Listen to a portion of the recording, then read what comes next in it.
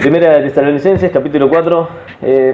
Vamos a hablar un poquito, antes de entrar directamente en los versículos que vamos a tratar en esta mañana, un poco acerca de la iglesia que estaba allí en la ciudad de Tesalónica. Una ciudad a la cual el apóstol Pablo, que es el que escribe esta carta, fue muy pocas veces y nos describe una iglesia que era una iglesia ejemplar, una iglesia modelo. Pero vamos a ver que, aunque era una iglesia ejemplar, que tenía muchas virtudes, muchas cosas buenas, no era una iglesia perfecta. No era una iglesia perfecta. Pero hay una cantidad de cosas que resalta. Era una iglesia de hermanos que oraban. Y el apóstol dice, me acuerdo de ustedes y sé que ustedes oran por mí también y que oran los unos por los otros. Es una iglesia que oraba y oraba fervientemente, oraba al Señor.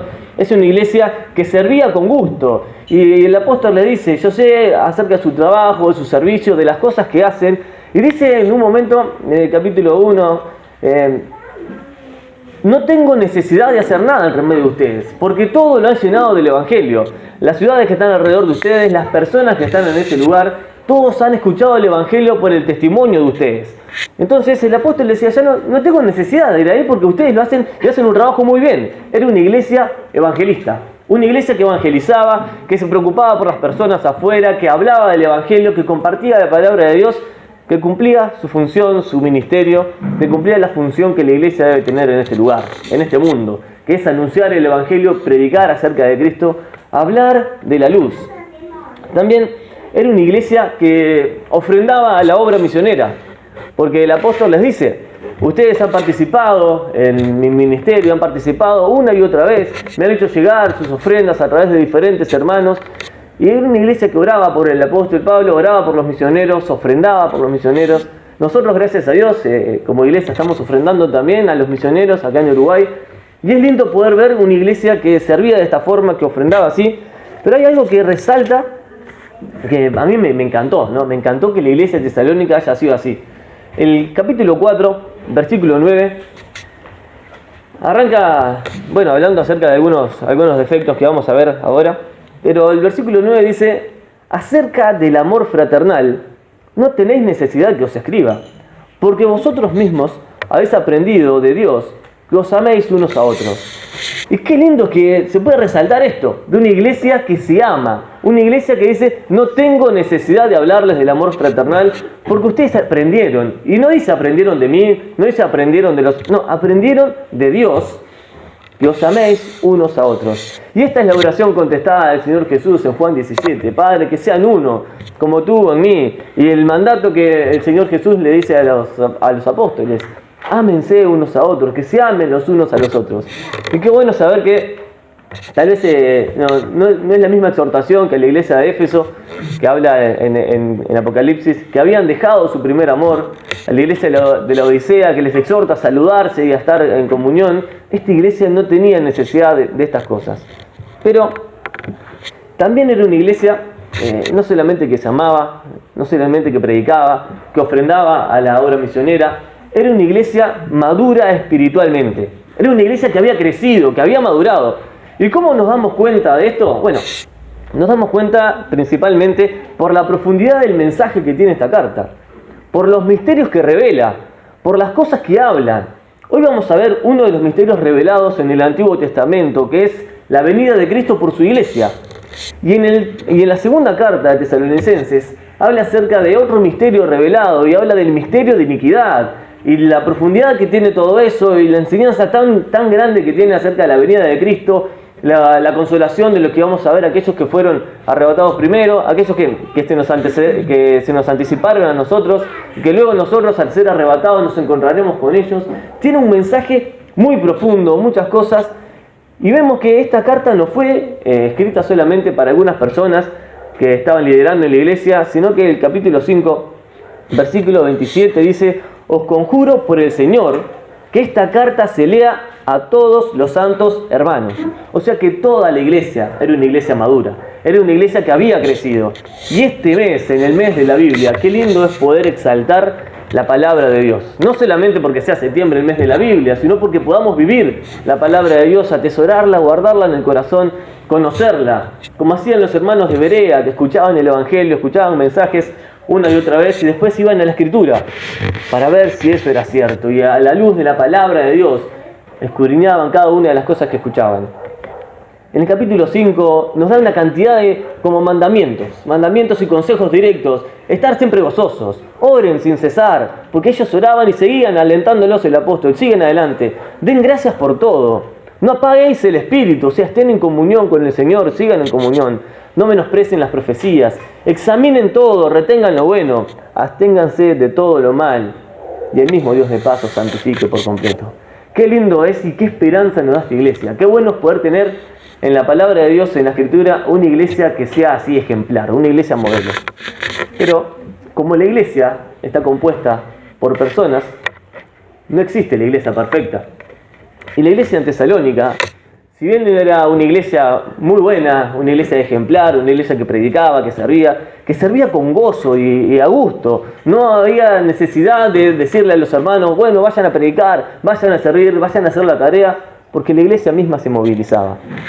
Era una iglesia que también tenía algunos problemas. El capítulo 4, versículo 2, dice, porque ya sabéis qué instrucciones oímos en el Señor Jesús, pues la voluntad de Dios es vuestra santificación, que os apartéis de fornicación, que cada uno sepa tener su propia esposa en santidad y honor, no en pasiones de concupiscencia como los gentiles, que no conocen a Dios. Y sin duda que esa exhortación era previniendo, pero también porque había algún problema por detrás relacionado con estas pasiones. Porque como personas, como hombres y mujeres, una de las debilidades más grandes o donde ataca más Satanás es a través de nuestra concupiscencia, que es el deseo desordenado o específico por otra persona. Y eso era un problema, se ve en la iglesia de Tesalónica. Pero no solamente ese problema tenía, sino que en la segunda carta habla acerca de hermanos que no tenían ganas de trabajar. Como que decían, bueno, el que no trabaja, que tampoco coma. Y le dice, ustedes, si no trabajan, no coman. Entonces dicen, oímos por ahí que hay algunos que no están haciendo nada y que se entremeten en cosas que no tienen que meterse. Les decimos a esos que trabajen y que también sean de bendición para otros. Qué loco, ¿no? Estas cosas ahora ya sé que no pasan, ¿no? Una iglesia ejemplar, pero con ciertos problemas. Hermanos, nosotros podemos compararnos con nuestra iglesia. Y claro que sí, porque nosotros somos la iglesia de Ituzaingó, en el barrio de Ituzaingó, pero somos parte de la iglesia de Cristo en el mundo. Y como iglesia de Cristo en el mundo estamos esperando algo. El Señor Jesús ha tratado con la humanidad, con el mundo entero, de diferentes formas a lo largo de los años, a lo largo de la historia. Hoy de mañana charlaba ahí con algunos de los gurises que vinieron temprano, que el martes pasado se celebró el Año Nuevo Judío. Y ellos celebraron el año 5779. Y no hablan después de Cristo porque ellos siguen esperando al Mesías. Y tengo un compañero de trabajo que es judío y bueno, se acuerda de todas las fechas. Estuvimos charlando un montón de cosas. Me dijo un par de oraciones en hebreo. Yo me encantó, ¿no? Y una de las cosas que él me decía es que ellos están contando el tiempo desde el primer hombre. O sea que el año 5779 es desde que nació Adán. Y bueno, y todos los años para nosotros, el año nuevo judío cambia porque ellos tienen el calendario lunar solar y entonces van cambiando la fecha porque no es distinto al calendario gregoriano que nosotros tenemos, que cuenta el calendario es con respecto a la rotación del sol, de la Tierra alrededor del sol. Pero es lindo poder ver que el Señor ha hecho las cosas en orden. Y que ellos desde el principio cuentan todos los años. Obviamente que después este hombre me empezó a decir otras cosas, bueno, que eso no coincide con la ciencia, que la ciencia dice que la Tierra tiene millones de años. Pero qué bueno saber que hay una fecha donde podemos decir, bueno, el hombre pisó la Tierra en ese momento. Y Dios lo creó allí. Y a partir de ese momento Dios empieza a tratar con la humanidad. A tratar con el pueblo hebreo. Y en una de las conversaciones que tenía con él, él me dice, hay una oración, yo le pregunté por la oración que ellos tienen, esa oración que nosotros conocemos mucho, que dice Jehová, nuestro Dios, el Señor, uno es. Y me la dijo en hebreo y me dice, literalmente, esa oración significa Jehová, el Señor. Jehová es único. Y yo en un principio decía, bueno, es uno es, o decir es único es prácticamente lo mismo. Pero no es lo mismo. Porque yo puedo hablar de algunas de las personas de ustedes y puedo decir, son uno, una sola persona. Puedo hablar de un objeto y decir, bueno, tengo un parlante. Pero no es lo mismo decir tengo un parlante que decir tengo el único parlante. Y cuando digo el Señor, nuestro Dios, el Señor es único, es porque no hay otro igual, porque no existe otro, porque no hay otro Dios y porque no hay nadie que pueda asemejarse a Él. Porque Él es el Dios del cielo y de la tierra y el creador de todas las cosas. El que dijo, como leíamos hace un rato, en el principio, creó Dios los cielos y la tierra y con el poder de su palabra creó todas las cosas. Ese mismo Señor es el que un día, viendo la perversión del mundo y viendo que no había esperanza para los hombres, decidió venir a este mundo. Y estando en la condición de hombre, se hizo obediente y hizo obediencia, siendo el soberano de los reyes de la tierra. Él nos amó y se entregó por nosotros mismos en esa cruz.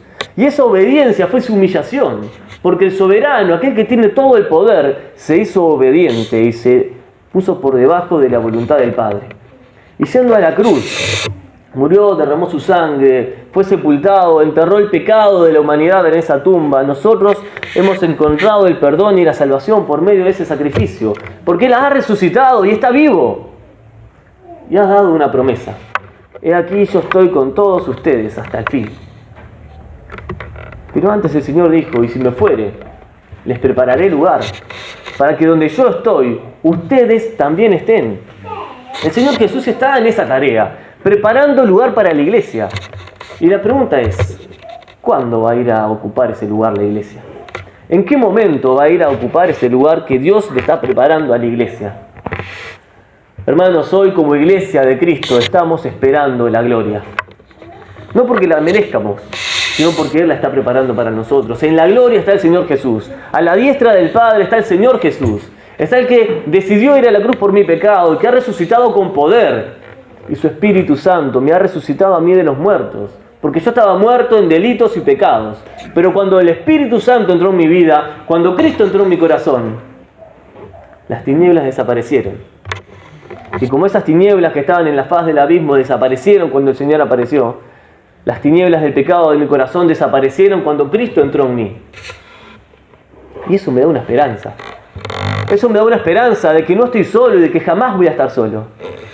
Me da esa esperanza de que el Señor Jesús está en mi vida. Pero así como le amamos, Él nos ama aún más. Y como el novio espera a la novia mientras está entrando y desea estar con ella, así el Señor está esperando que la iglesia termine de prepararse, termine de ataviarse, que sea esa iglesia perfecta y presentársela al Padre. Hermanos, somos parte de esa iglesia que el Señor está preparando y perfeccionando hasta que un día va a volver. Y el Señor Jesús vendrá. ¿Y cuándo? En Tesalonicenses nos dice, capítulo 4, versículo 13. Tampoco queremos, hermanos, que ignoréis acerca de los que duermen, para que no os entristezcáis como los otros que no tienen esperanza. Porque si creemos que Jesús murió y resucitó, así también traerá Dios con Jesús a los que durmieron en Él. Por lo cual os decimos esto en palabra del Señor, que nosotros que vivimos, que habremos quedado hasta la venida del Señor, no precederemos a los que durmieren. Porque el Señor mismo, con voz de mando, con voz de arcángel y con trompeta de Dios, descenderá del cielo. Y los muertos en Cristo resucitarán primero.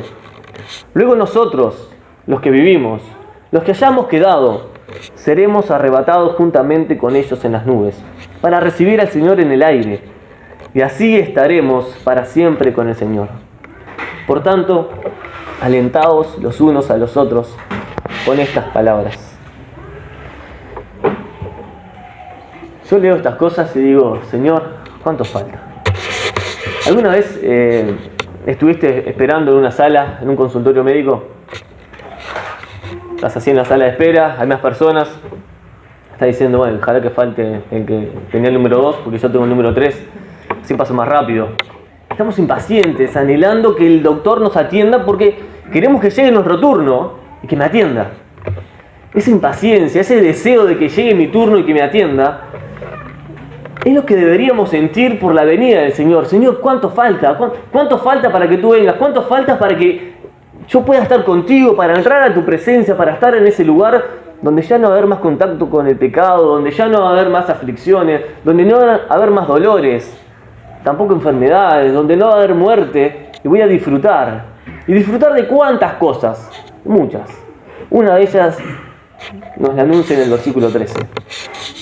Misterio que ha sido revelado en el Nuevo Testamento, escondido en la Antigüedad, porque Isaías nos habló de esto, Daniel nos habló de esto, de que el Señor Jesús iba a venir. Y nos habla de fechas específicas. Y dice, el Señor va a venir y en la semana número 69 le van a quitar la vida al Mesías. Y eso ya pasó y se cumplieron los años, se cumplió el tiempo y la vida del Mesías fue quitada. Dice, y después de un tiempo volverá a tratar con Israel y luego de eso vendrá y vendrá por nosotros. Una de las cosas que vamos a disfrutar cuando el Señor Jesús venga es lo que dice este versículo. Hermanos, no ignoren acerca de los que duermen, para que no se entristezcan como los otros que no tienen esperanza.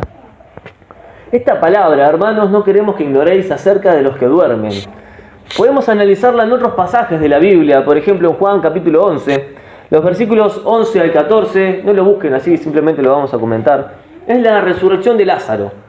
Y el Señor Jesús estaba con sus discípulos y viene alguien a decirle, por favor, ve a Betania, la aldea, que Lázaro está enfermo, porque solamente vos lo podés sanar.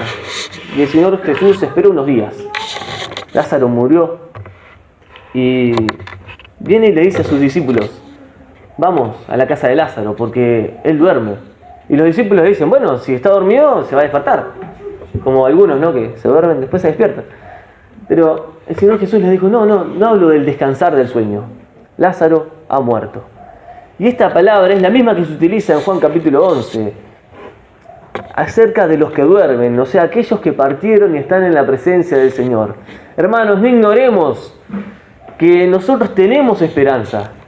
No ignoremos que ellos un día se van a encontrar con nosotros, nosotros con ellos. Que ya no hay más dolor para ellos. Que ya no están sufriendo por el dolor, que ya no están sufriendo por la enfermedad, que están con el Señor Jesucristo, que sus heridas fueron sanadas, que su corazón está contento, que ya no hay más dolor para ellos. Hermanos, no queremos que ignoréis acerca de los que duermen, para que no se entristezcan como los que no tienen esperanza. Un día vamos a tener ese reencuentro glorioso con las personas que se nos adelantaron. O sea que el gozo no solamente va a ser encontrarnos con Cristo, sino encontrarnos con ellos también. Porque se nos adelantaron un poquito. Y en esta carrera no gana el primero que se va, porque todos somos vencedores, porque Cristo está con nosotros. Ellos están esperando que nos encontremos. Y ese es el gozo de nuestra vida. Tenemos esperanza. Lamentablemente he estado en algunos velorios con personas llorando desconsoladamente, saliendo a la calle, dándose la cabeza contra las paredes, golpeando todo lo que tenían, porque no tienen esperanza. Sin embargo, la Biblia dice que la muerte de los santos trae gozo para el Señor, gozo para esas personas. Y nuestro gozo está en reencontrarnos con esas personas, que un día volveremos a ver. Gracias a Dios por eso. Gracias a Dios por esta esperanza. Gracias a Dios porque cuando despedimos a una persona es hasta luego. Nos vemos pronto. Y ese es el sentimiento que debe haber en nuestro corazón. No digo que seamos totalmente fríos, sino que no tengamos dolor por las personas que partieron. Pero hay esperanza para nosotros, hay esperanza porque Cristo las tiene en su mano, así como a nosotros. Hermanos, no ignoremos esto. ¿Por qué? Porque si creemos que Jesús murió y resucitó, así también traerá Dios con Jesús a los que durmieron en Él. Si creemos, vivimos en función de eso. Si yo creo que va a llover, seguramente salga con un paraguas o previniéndome de la lluvia. Porque lo que yo creo me hace vivir en función de lo que creo. Si creemos que Jesús murió y resucitó, debemos vivir de tal forma que se note lo que estamos creyendo. Si no se nota lo que creemos es porque no estamos creyendo de verdad. O porque la fe que tenemos es demasiado débil, demasiado pobre, y afloran o salen a la luz otras cosas que no son lo que de verdad creemos. El Señor nos dice, si creemos que Jesús murió y resucitó, traerá a Dios con Jesús a los que durmieron en Él. Y esto nos lleva a pensar que si nosotros creemos de verdad en el Señor Jesús, si tenemos esa esperanza en Él, tenemos ese regocijo, ese gozo de que un día el Señor vendrá por nosotros, que un día traerá el Señor a los que se adelantaron un poquito y que tenemos gozo de encontrarnos con ellos. Creamos en Jesús, creamos en este mensaje, vivamos el mensaje, seamos ejemplo a los demás. Hermanos, la Biblia nos dice que el Señor, el versículo 15, dice nosotros, si decimos esto en palabra del Señor, que nosotros que vivimos, que habremos quedado hasta la venida del Señor, no precederemos a los que durmieron, porque el Señor mismo, con voz de mando, con voz de arcángel y con trompeta de Dios, descenderá del cielo, y los muertos en Cristo resucitarán primero. Y luego nosotros. Acá está hablando de la iglesia entera, los que estaban y los que estamos. ¿Cuánto falta para que Cristo venga? ¿Cuándo va a venir el Señor Jesús? Los apóstoles creían que iba a venir en sus tiempos, en esos días. Y por eso llenaron el mundo conocido del Evangelio. Los apóstoles pensaron que el Señor Jesús faltaba poco para que viniera. Y sí, comparado con la eternidad, 2000 años no es nada. ¿Nosotros creemos que el Señor Jesús va a venir? ¿Creemos que Él está cerca? Hermanos, si Cristo está cerca y nos encuentra en la condición en la que estamos, ¿tendrá gozo de encontrar a la iglesia como está? O tal vez Él retarda su venida no solamente para que algunos más se arrepientan, sino para que su iglesia se siga perfeccionando. Yo quiero que cuando el Señor venga, me agarre con gozo y me diga, qué bueno, hijo, ven. Y no que diga, bueno, dale, vení porque ya no tenemos oportunidad, ya no hay más chance contigo. El Señor Jesús está preparando la iglesia, está preparando nuestro corazón. Pero el Señor Jesús va a venir por nosotros, en la forma en la que estemos. ¿Saben qué? Este mundo se está preparando para la venida del Señor. Y hay algo que está pasando a nivel mundial, que está siendo dominado principalmente por los medios de comunicación, por las naciones poderosas y por las familias poderosas. Y es algo que se llama el nuevo orden mundial. El nuevo orden mundial ya entró en ejercicio hace mucho tiempo. Y las naciones se están convenciendo entre ellas que lo mejor que puede pasar en este mundo es que haya un gobierno mundial. Y que una sola persona gobierna todo el mundo. Dicho sea de paso, ¿no?, que esto está anunciado en el Apocalipsis, que dice que el mundo va a tener un solo gobernante. Y una sola persona regirá todas las naciones. El mundo se está preparando para esto. Cuando el apóstol Pablo introduce este mensaje, dice, nosotros le hablamos en palabra del Señor. Él, con la autoridad que tenía como apóstol, podía decirlo, podía nombrarlo y podía dar esta enseñanza, pero dice, esto es palabra del Señor. Y la palabra del Señor entra por delante, porque la autoridad máxima es la palabra del Señor. Y decimos esto en palabra del Señor. Que nosotros que vivimos, y habla acerca de la primera resurrección. ¿Quiénes son los primeros que van a resucitar? Las primicias de la resurrección es el Señor Jesucristo. Porque Él fue el primero en resucitar después de los 3 días de estar en la tumba. Al tercer día el Señor Jesús resucitó. Y resucitó no con un cuerpo como el nuestro, resucitó con un cuerpo totalmente diferente. Un cuerpo que ya no tenía contacto con la carne, un cuerpo glorificado. Un cuerpo como el que nosotros vamos a tener. Y un día estaremos con Él y ya no tendremos este dolor que tenemos en el cuerpo, no sentiremos el cansancio. El Señor es las primicias de la resurrección. Pero luego resucitarán los que han dormido en Cristo, aquellos que se nos adelantaron, y se unirá a su cuerpo con su alma en el cielo con el Señor. Y luego nosotros seremos arrebatados juntamente con ellos. Y dice en la Biblia que el Señor vendrá con voz de mando, con voz de arcángel y con trompeta de Dios. Yo no sé si se sentirá la trompeta. Yo no sé si la voz del Señor se sentirá en todo el cielo. Pero yo les aseguro, hermano, que muchas veces he sentido ruidos raros y pensé que era la trompeta del Señor y que venía Cristo. Y siento y voy caminando y de repente escucho algo que no me parece algo conocido y digo, ¿será que viene el Señor por nosotros? Hermanos, el Señor Jesús va a venir por la iglesia y es real. Y es cierto, y no le estoy mintiendo, me pasa esto de verdad. Escucho cosas y digo, bueno, el Señor viene y está a la puerta. El Señor Jesús dijo, yo estoy a la puerta y llamo. El Señor está por venir y está esperando que la iglesia haga lo que tenga que hacer. Qué lindo es poder estar en comunión, ¿no? Vieron que el versículo 9 del capítulo 4 dice, no les tengo que hablar acerca del amor fraternal. Y hoy estamos un pedacito de la iglesia reunida en este lugar. Somos pocos, comparados con los millones que va a haber en el cielo. Pero hermanos, vamos a estar toda la eternidad juntos. Si no disfrutamos de la comunión ahora, Vamos a disfrutar la eternidad entera de estar en comunión con las personas que estamos acá adentro, con las personas que están en otras iglesias. Porque esta no es la única iglesia que el Señor ha constituido. El Señor tiene una iglesia mundial, universal. Y vamos a tener comunión con todos ellos. Muchas veces nosotros decimos, bueno, tal denominación, no son buenos, así que no, ni los saludes, no trates con ellos. ¿Y qué queremos hacer? ¿Queremos decirle a Dios que elija entre un hijo y otro? Dios no tiene hijos favoritos, Dios tiene hijos. Y como hijos de Dios, todos vamos a estar en la misma posición delante de Él. El Señor vendrá por su iglesia. Y si no disfrutamos ahora de la comunión, ¿cómo vamos a disfrutar de la comunión más adelante? El Señor Jesús quiere que la iglesia se ame. El Señor Jesús quiere que en la iglesia haya un amor fraternal, no fingido. El Señor Jesús quiere preparar a su iglesia, pero que sean uno. Cuando vamos a Hechos capítulo 2, capítulo 3 y capítulo 4, vemos los primeros pasos de la iglesia. Veíamos a los hermanos que tenían comunión no solamente en una reunión, no solamente un domingo en el día del Señor, sino que todos los días pasaban por las casas, partían el pan, suplían las necesidades unos de los otros. La iglesia creció en comunidad, juntos. Hermanos, volvamos al principio, volvamos a esa comunión, volvamos a ese amor. Ellos estaban esperando al Señor en esos días. ¿Nosotros qué estamos esperando? Tal vez algunos esperan terminar una carrera, otros esperan un aumento de sueldo, otros pueden esperar un trabajo. Son cosas necesarias, está bueno esperar por esas cosas y desearlas. Pero lo que nosotros esperamos sobre todas las cosas es que Cristo venga por la iglesia. Y el Señor Jesús va a venir. Y va a venir cuando menos la gente lo espere. ¿Y saben qué? La iglesia va a estar preparada. Porque la Biblia dice que Él está perfeccionando la iglesia y que cuando Él venga, su iglesia va a estar totalmente completa. Que hermanos, nosotros vamos a estar con el Señor.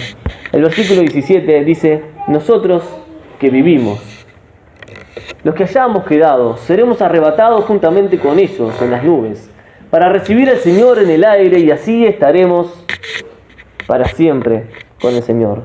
Nosotros que vivimos, ¿estaremos vivos cuando el Señor venga?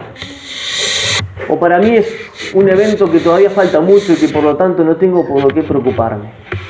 Si vivimos nuestra vida cristiana pensando que la venida de Cristo es un evento que falta mucho para que suceda, no nos vamos a preocupar por eso. No vamos a estar velando y orando como el Señor nos dijo. No vamos a estar en comunión como el Señor nos exhorta a estar. No vamos a estar con una vida santa como Él nos pide que estemos. Vamos a estar despreocupados de la forma como el Señor nos encuentre. Pero la Biblia dice que el Señor Jesús vendrá. Y es más, va a venir y después se van a desatar una cantidad de juicios en esta tierra. El Señor Jesús habla acerca de que por el momento el hijo de perdición, Satanás, no tiene el poder sobre toda la tierra. Y lo habla capítulo 2 de 2 Tesalonicenses. Dice,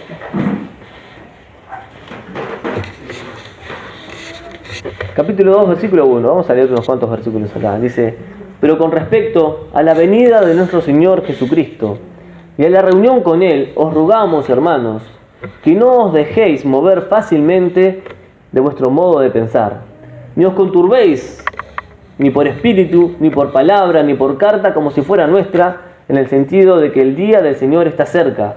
El día del Señor está cerca. Nadie os engañe en ninguna manera, porque no vendrá sin que antes venga la apostasía, y se manifieste el hombre de pecado, el hijo de perdición, el cual se opone y se levanta contra todo lo que se llama Dios, o es objeto de culto, tanto que se sienta en el templo de Dios como Dios, haciéndose pasar por Dios. ¿No os acordáis que cuando yo estaba con vosotros os decía esto? Y ahora vosotros sabéis lo que lo detiene, a fin de que a su debido tiempo se manifieste. Pero ya está en acción el misterio de iniquidad, solo que hay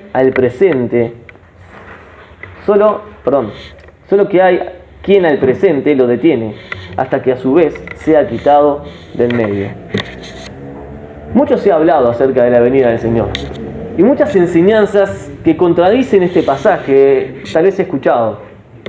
Algunas personas que dicen, bueno, el Señor Jesús no va a venir así, eso es una mentira. El Señor Jesús va a llevar a su iglesia, pero cuando Él venga y va a establecer su reino acá. Y la iglesia va a ser parte del reino de Dios. Esto del arrebatamiento es una farsa que se le ha hecho creer a la iglesia. Yo veo en estos versículos que no es así. Encuentro en la Biblia que esto no es así. La Biblia dice, hermanos, no se dejen mover fácilmente de su forma de pensar. Nadie les engañe, dice el versículo 3, en ninguna manera, porque no vendrá sin que antes se manifieste la apostasía.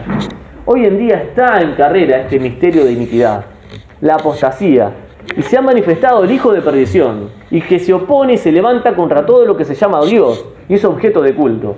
Esto que les decía del nuevo orden mundial, estas nuevas leyes de la comunidad LGTB, esta ley trans que se quiere aprobar acá, la ley del aborto, la ley de la marihuana, todas cosas que van en contra de la integridad de la persona, van en contra de la familia, en contra de Dios, el matrimonio igualitario y muchas cosas más que están pervirtiendo la sociedad. No es más ni menos que este misterio de iniquidad. El inicuo está obrando en las familias, se está destruyendo en las familias. Y mediante la educación, en la enseñanza primaria, en secundaria, se está llegando a corromper la integridad de las personas, introduciendo el principio de la duda en el corazón de los niños y de los adolescentes, haciéndolos dudar de su propia identidad, haciéndolos dudar de sí mismos, cuestionando incluso lo que son, para que después cuestionen qué tienen que hacer. Se ha destruido completamente la familia. Hay personas que ya no quieren ser lo que son y cambian su orientación sexual. Y hermanos, si en vez de decir sexo, decimos género, ya hemos sido corrompidos. Porque Dios no creó géneros, Dios creó sexos, femenino y masculino. Y eso es lo que hizo desde un principio. Satanás está introduciendo mentiras en la iglesia, Satanás está introduciendo mentiras en el corazón de las familias. Este misterio de iniquidad, esta apostasía que habla en contra del mensaje de Dios, en contra de la verdad de Cristo, en contra de la verdad de la iglesia, que es la columna y baluarte de la verdad. Estamos en este mundo para defender la verdad. Y esa verdad está en Cristo, esa verdad está en la palabra de Dios. La Biblia nos dice respecto de la venida del Señor y nuestra reunión con Él. Si nos vamos a reunir con Él es porque Él va a venir. No podemos ir en contra de estos versículos, en contra de la palabra de Dios. El Señor Jesús vendrá. Y dice, versículo 4, Él se opone y se levanta contra todo lo que se llama Dios o es objeto de culto, tanto que se sienta en el templo de Dios como Dios, haciéndose pasar por Dios. Esto es idolatría. Y vemos la idolatría alrededor nuestro, vemos la idolatría en el corazón de las personas. Idolatran famosos, idolatran objetos, se idolatran ellos mismos y aumentan su ego. La idolatría está en el corazón del mundo y Dios está siendo totalmente despreciado por estas personas. ¿No se acuerdan, dice el apóstol, que yo les decía esto? Versículo 6. Y ahora vosotros sabéis lo que lo detiene este misterio de iniquidad, lo que detiene la obra de Satanás en este mundo. Ustedes saben qué es lo que lo detiene. El versículo 7 dice, porque ya está en acción este misterio de la iniquidad. Solo que hay al presente quien lo detiene, hasta que él a su vez sea quitado de en medio. Hermanos, Satanás es un ser muy poderoso, que está obrando en contra de la iglesia, que se levanta como Dios y que es venerado y adorado directa o indirectamente por personas, por el mundo entero, y se levanta contra Dios, se levanta contra el Evangelio. Incluso le está haciendo creer a la iglesia que la venida de Cristo es una mentira. Y si al presente hay quien detiene este misterio de iniquidad. ¿Y quién puede detener a Satanás? ¿Yo puedo detenerlo? ¿Alguna persona lo puede detener? ¿La iglesia lo puede detener? ¿Quién puede contra el poder de Satanás? Solamente el que lo creó, Dios mismo. Y si Dios es el que detiene el poder de Satanás, ¿ustedes tienen a Cristo? Este silencio me da mucho miedo. ¿Tenemos a Cristo? Si Cristo está en nuestra vida, si el Espíritu Santo ha venido a morar en nosotros, si somos ese tabernáculo de Dios en la tierra en este momento, el Espíritu Santo está en la iglesia y la iglesia es formada por el Espíritu de Dios. Si el único que puede retener a Satanás es Dios mismo, el Espíritu Santo, y cuando Él se manifieste, dice que Él va a ser quitado de en medio. Si yo tengo el Espíritu Santo y el Espíritu Santo está en mí, y si el Espíritu Santo va a ser quitado, yo no creo que el Espíritu Santo se vaya y me deje. La iglesia no va a estar acá cuando comience este misterio a circular y a difundirse por el mundo con toda libertad. La iglesia va a ser arrebatada antes. El Señor Jesús vendrá por la iglesia y no vamos a pasar por ese tiempo de tribulación, gran tribulación, donde Satanás va a ser el rey del mundo, donde va a estar este gobierno mundial, donde la bestia, la gran ramera, el falso profeta, todas estas cosas que hablan en el Apocalipsis van a gobernar en el mundo, políticamente, religiosamente y socialmente. Va a haber una cultura común, va a haber una sociedad común y va a haber una adoración a la bestia. La iglesia no va a estar presente porque Cristo la va a llevar con él, porque el Espíritu Santo ya no va a estar deteniendo este misterio de iniquidad. Hermanos, somos parte de la iglesia. Tenemos a Cristo con nosotros. El Espíritu Santo vive en nosotros. Nadie nos mueva de esta manera de pensar. El Señor Jesús va a venir por su iglesia, va a venir por nosotros. ¿Y cuándo? ¿Cuándo va a venir? Cuando Cristo estaba en la posición de hombre en este mundo, como Él más de una vez dijo, yo solamente hablo lo que el Padre me revela. Y le preguntaron acerca de la venida de Cristo, ¿cuándo van a suceder estas cosas? Y Él dijo, solamente el Padre lo sabe. Y como Él se había hecho obediente, en ese momento Él no lo sabía, porque solamente hablaba lo que el Padre le revelaba. O sea que solamente en la potestad de Dios y en su conocimiento está marcada la fecha cuando Cristo vendrá. Mientras tanto, ¿cuál es la tarea de la iglesia? Velar y orar para que no entréis en tentación. El espíritu está dispuesto, pero la carne es débil. ¿En qué estamos invirtiendo nuestro tiempo? ¿En qué estamos aprovechando o desaprovechando el tiempo? ¿Invirtiendo o gastando o malgastando nuestro tiempo? El Señor nos ha dado una sola vida, nos ha dado unos pocos días contados en algunos años. ¿Qué estamos haciendo con nuestros días? Si somos egoístas y pensamos en nosotros mismos, ¿qué galardón, qué recompensa tendremos? Cristo está esperando para venir a buscar a la iglesia. Y lo veo como ese médico ansioso, como una persona ansiosa diciendo, ya falta poco, voy a tener la iglesia conmigo, aquella por la cual derramé mi sangre, entregué mi vida, todo, porque los amo. El amor de Dios es tan grande que no se guardó nada, se vació completamente. Y ese amor sigue siendo constante, ese amor no ha cambiado, ese amor por vos, ese amor por mí, no ha cambiado. Yo creo que cuando una persona ama profundamente y no es correspondido con el mismo amor, genera dolor en el corazón. Dios ama a la iglesia profundamente. La iglesia ama profundamente a Dios. Yo amo profundamente a Dios. Corresponderlo con el mismo amor es lo mínimo que podemos hacer. Y si le amamos, le serviremos. Y si le amamos, le agradaremos y le obedeceremos. Porque Jesús dijo, si ustedes me aman, van a obedecer mis mandamientos. Y eso es lo que el Señor nos dice. Hermanos, seamos obedientes. Cristo viene. Versículo 17 dice, nosotros que vivimos, los que hayamos quedado, seremos arrebatados juntamente con ellos en las nubes para recibir al Señor en el aire. Y así estaremos siempre con el Señor. Y ese siempre es hermoso porque no es un tiempito, no es un momento, no son algunos años o algunos milenios. Es siempre, para siempre. El Señor Jesús ha preparado una morada en el cielo para su iglesia y es para siempre. Qué lindo poder estar con el Señor. Yo estoy deseando que Cristo venga. Es más, si viene antes que me case no me importa, que venga Cristo. Muchos dicen, no, primero me quiero casar y después que Cristo venga. No hay nada más lindo que estar con el Señor. El Señor es precioso, el Señor es aquel que nos ama más que nadie. Que Cristo venga, porque no hay nada más lindo que estar con el Señor. Y hermanos, termino con el versículo 18. Alentados los unos a los otros con estas palabras. Si en mi mente y en mi corazón no está la preocupación de que Cristo viene, no es algo que me interese. Si no vivo en función de que Cristo va a venir, podemos pensar y obrar de formas muy distintas y tal vez muy separados de lo que la Biblia nos dice. El Señor Jesús viene. ¿Y si pasa ahora? Yo estoy ansioso. Yo estoy deseando que Cristo venga. El Señor Jesús va a venir por la iglesia, hermanos. Yo no sé cuándo será, pero le ruego al Señor que sea pronto. Este mundo no tiene para mucho más. Está sufriendo. Romanos capítulo 1, habla de que la creación gime, esperando la manifestación de los hijos de Dios. Hermanos, la creación está sufriendo, esperando que los hijos de Dios se manifiesten. ¿Qué va a hacer la iglesia? Necesitamos hablar de Cristo. ¿Por qué llenaron 12 hombres el mundo conocido del Evangelio? Porque creían que Cristo venía en sus días.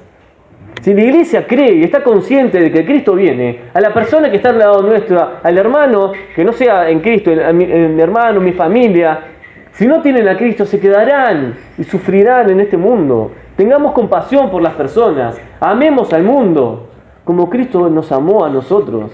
Estábamos en pecado, éramos lo despreciable y Cristo nos amó. ¿Saben qué? Me siento bien al estar entre lo vil y menospreciado del mundo. Porque somos eso. Cristo dijo que Dios eligió a lo vil y menospreciado del mundo para avergonzar a los sabios. Si nos creemos más que eso, estamos yendo en contra de las palabras de Dios. Y si somos lo vil y menospreciado, sirviendo al Dios Santísimo, al Todopoderoso, no importa quién sea el mensajero, el mensaje de Dios debe ser predicado. No importa que se acuerden de mi nombre, del tuyo, de quien sea, que se acuerden de que Cristo les ama, de que Cristo viene. Y la esperanza de este mundo está solamente en Jesús y en nadie más. Si no tenemos esperanza en Cristo, no hay esperanza. Separado de Él no hay esperanza. Separado de Cristo no hay salvación. Hermanos, si tenemos a Cristo estamos seguros. Pero si estás acá y no tenés a Cristo, estás en una situación crítica. Estás en un estado de alerta. Estás en el estado más peligroso de tu vida. Porque sin Cristo no hay vida, no hay esperanza, no hay salvación. Hoy es el día aceptable, hoy es el día de salvación. Hoy es el día que puedes abrir tu corazón y decirle, Señor, yo creo en ti. Porque Cristo está a la puerta, golpeando la puerta de tu corazón para romper esas cadenas de pecado y hacerte libre, libre para siempre. El Señor Jesús viene. Y qué lindo que venga y que nos abrace como a hijos. Y no que venga y le recibamos como juez. El Señor me ama. Y es un sentimiento que nada lo puede igualar. Pero yo quiero amarle con la misma medida. Por tanto, alentados los unos a los otros con estas palabras. ¿Cristo viene?